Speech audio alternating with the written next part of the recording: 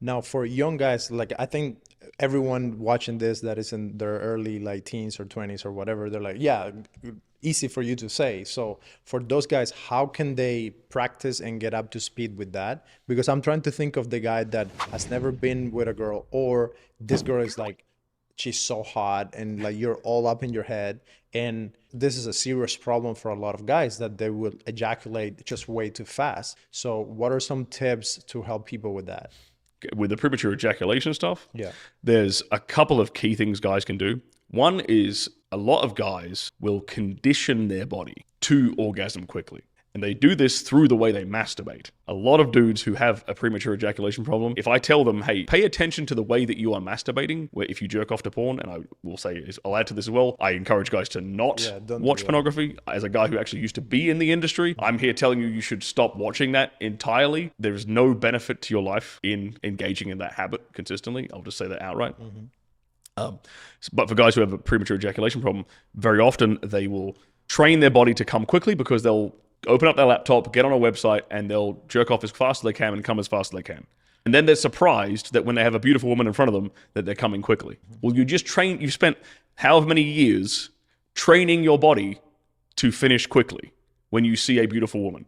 And you're surprised that that's what you do when you actually get there in the real world. So first of all, they should be adjusting their masturbation habits. So is there a way that you can train then and use masturbation to extend Yes. like the time? Correct. So they can if that is their unique problem, if that is actually the cause of their problem, there's a few reasons why a guy could purely ejaculate. If that is their cause, then they can start a process I call reconditioning, which is through deliberate masturbation. I wouldn't necessarily recommend doing it with pornography. Just do it if you do it with your own mind, you actually end up having a lot more control over your own mind and your own thoughts and your own arousal. So it's actually it has a double benefit. But they can learn to recognize what's called the point of no return. So it's that point where they're masturbating and they're getting more and more aroused, and the point of no return is basically any more physical stimulation to your dick, game over. You're coming. End of story. There's no coming back, right? So what they should start doing to recondition themselves is learning to recognize where that point is and bring themselves down again, calm, relaxed, regain composure, regain control, and then try it again. And then regain control, and then try it again. So it's basically the same thing that you were doing to extend the arouse. Bingo.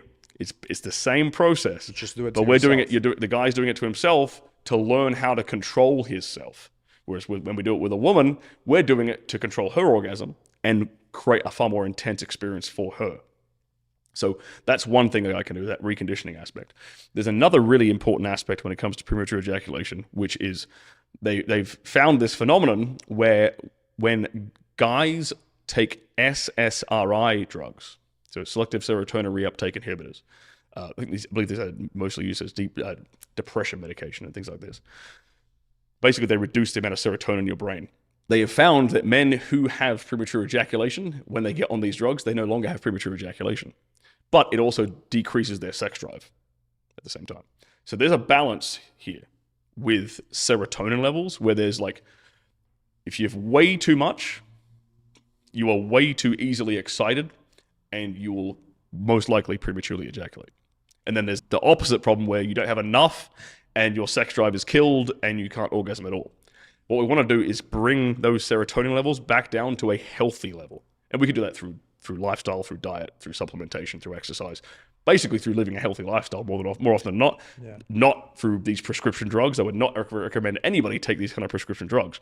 That is another factor that can contribute to premature ejaculation. So if a guy has that problem, I would suggest he looks at, okay, well, what is my lifestyle like? What's my diet like? What's my supplementation like? And what can I can take and adjust to try and moderate my serotonin levels a bit more and get them in like a healthy range. And they'll probably find they'll regain a lot more control and composure. And oddly enough, there's a heavy mental component as well, like not just in terms of the brain chemistry, but in terms of their thought patterns that is linked to premature ejaculation. And you very often find that premature ejaculation and performance anxiety, like erectile dysfunction caused by performance anxiety, they go very much hand in hand. So the guy has all these negative thoughts. He's got all these anxious thoughts. He's nervous. She's really beautiful. He's worried about not getting it up.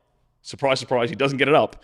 But then when he eventually does get it up, he's done in like 30 seconds because he's so overexcited and so anxious and all these things together. So how do you get over that? Like, is there anything that you can do mentally to prepare yourself, or like almost like not give her so much like importance, or make her so beautiful in your own head? Yeah, not putting on a pedestal is a good start. Yeah.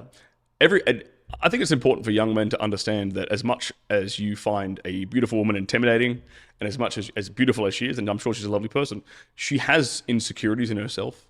The most beautiful women on this planet are quite insecure about something I on would their body. argue that usually the most beautiful women are actually more insecure than the average woman. I would 'Cause agree I with you work there. with models and actresses, and I'm around beautiful women all the time. And you'll be surprised. Like, they are gorgeous, and they're fixated in this one thing that they think that is not that attractive. Yep.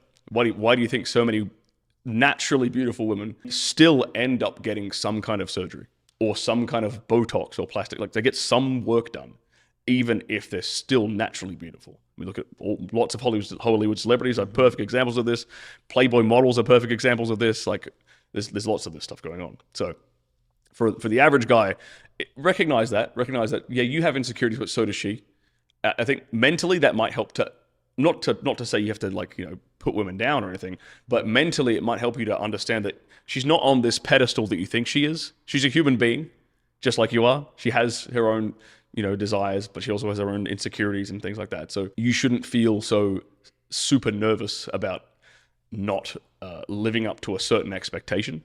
And largely, you're putting those expectations on yourself as well, which you should also recognize. Like, you're setting yourself up for failure by demanding such a really strong performance of yourself, like the first time.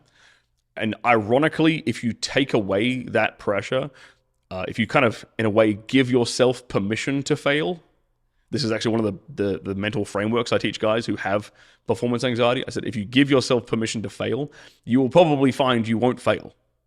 If you go into that interaction with, like, you know what, she's gorgeous, I'm probably going to finish in like 30 seconds and I don't care. If you genuinely believe that and you genuinely accept that and you go into that sexual interaction like that, you'll probably last as long as you want, because you've given yourself permission to fail and you don't care anymore. And your body is going to cooperate with you then. Yeah. It's the reverse. It's when you put so much pressure on yourself that the anxiety will kick in and the failure is going to kick in. So it's this very paradoxical way of thinking, and the mental state of mind a guy has to get into is quite, to fix these specific problems, it's very paradoxical. Yeah.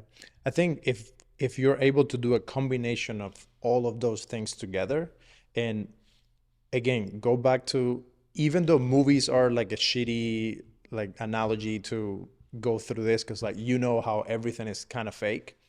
At the same time, if you're able to create, for me, it's like I'm trying to create a scene in real life. And when you're getting close to, like, you feel like you're about to like come, then it's like, okay, reset, new scene. Right. And then what I do is like, come over here, do this, then I get in control. So she doesn't know that what you're doing is like directing her. Yeah. Even though in that moment you might just need a break because you're getting to that point of no return. Yep. But you just need to be a good actor and Yeah. and understand that, okay, I'm in control of this. And as long as you remind yourself of that, then you can proceed.